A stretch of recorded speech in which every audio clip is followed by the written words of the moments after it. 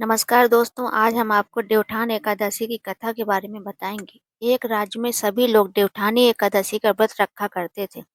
राजा से लेकर सेवक और पशु तक सब उस दिन अनाज नहीं खाते थे। एक दिन एक व्यक्ति राजा के पास आया और बोला, महाराज, कृपा करके मुझे अपनी सेवा में रख लीजिए, मैं भूखा मर रहा हूँ। राजा ने कहा, ठीक है, पर एक शर्त है, एकादशी के दिन तुम्हें अन्न नहीं मिलेगा।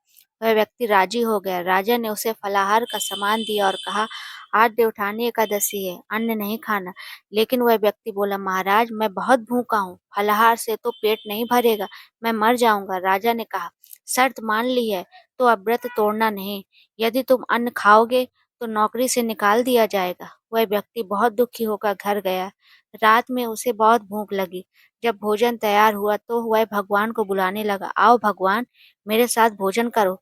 तभी भगवान चतुर्भुज रूप में वहां प्रकट हो गए और बोले, मैं तुम्हारा बुलावे पर आया हूँ। दोनों ने मिलकर भोजन किया। भोजन के बाद भगवान अदृश्य हो गए।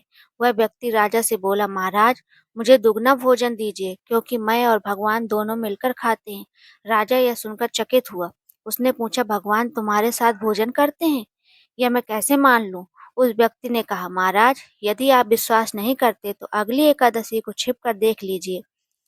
छिप कर देख अगली एकादशी को राजा छिप कर देखने लगा। जब वह व्यक्ति भोजन करने बैठा और बोला, आओ भगवान, तो सचमुच भगवान विष्णु जी वहां प्रकट हो गए। राजा यह देखकर नतमस्तक हो गया। राजा ने भगवान से कहा, हे प्रभु, मुझे भी अपना दर्शन दीजिए। भगवान बोले, राजन, जो मनुष्य श्रद्धा और विश्वास से देवउठानी एकादशी का व्रत करता है, उसे मैं साक्षात दर्शन देता हूँ और उसके सभी पापों का नाश करता हूँ।